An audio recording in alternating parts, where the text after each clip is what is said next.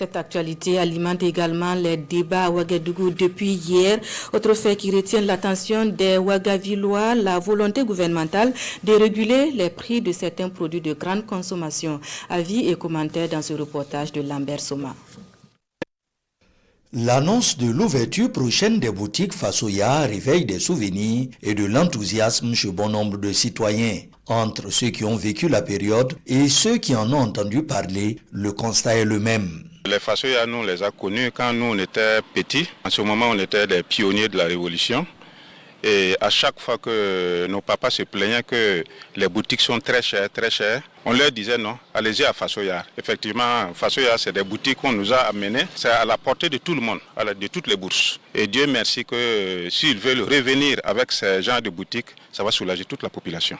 Nos parents nous parlent de Fasoya pendant la Révolution. On a vu comment ça a travaillé d'abord à baisser, à casser le prix des denrées et aussi ça a permis aux moins nantis d'accéder facilement aux céréales, à bien d'autres choses pour se nourrir. Plusieurs dizaines de boutiques Fasoya seront ouvertes sur l'ensemble du territoire national. Cette situation va sans nul doute impacter le niveau de spéculation dont font preuve certains commerçants, surtout avec le jeune musulman et chrétien qui s'annonce. Tout est cher.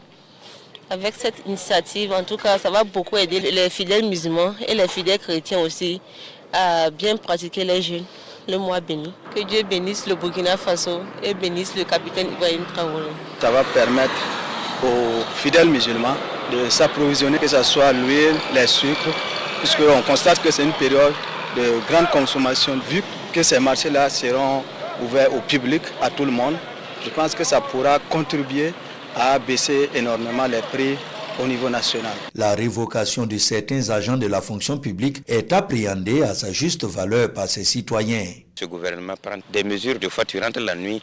La joie fait que le sommeil ne vient pas. On ne peut pas comprendre qu'avec la dynamique du camarade capitaine président Ibrahim Traoré, qui veut un pays paradisiaque, qu'il y ait des fonctionnaires qui continuent de ramer à contre-courant. C'est de la pure provocation.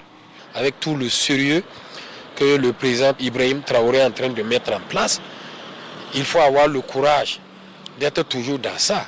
Je pense qu'il fallait changer de fusil d'épaule et être clair. Depuis l'assassinat du capitaine Thomas Sankara, la corruption a atteint des niveaux jamais égalés. Toute la société et particulièrement l'administration publique était gangrénée par ce phénomène. Et pour ses citoyens, il fallait une réaction forte. Un pays qui veut se développer avec la corruption, c'est pas possible. C'est pas du tout possible. Mais je pense que celui qui se met en marge de cette marche du peuple qui est enclenchée sur cette révolution, je pense que chacun doit répondre de ses actes. C'est justice. Chacun doit répondre de ses actes. La révocation de certains agents et la traduction d'autres en conseil de discipline sonnent comme la fin de la récréation. C'est aussi un avertissement à tous ceux qui aspirent faire carrière dans l'administration publique. Vous venez pour servir le peuple et non pour vous servir. Et donc tous ceux qui vont se donner à cette pratique, en tout cas se verraient vraiment mis à l'écart parce que le Burkina Faso va continuer sans eux. Les dernières grandes décisions du gouvernement burkinabé nous rappellent qu'autant nous avons des droits, autant nous avons aussi des devoirs. Il revient donc à chaque citoyen de jouer sa partition pour un Burkina plus rayonnant.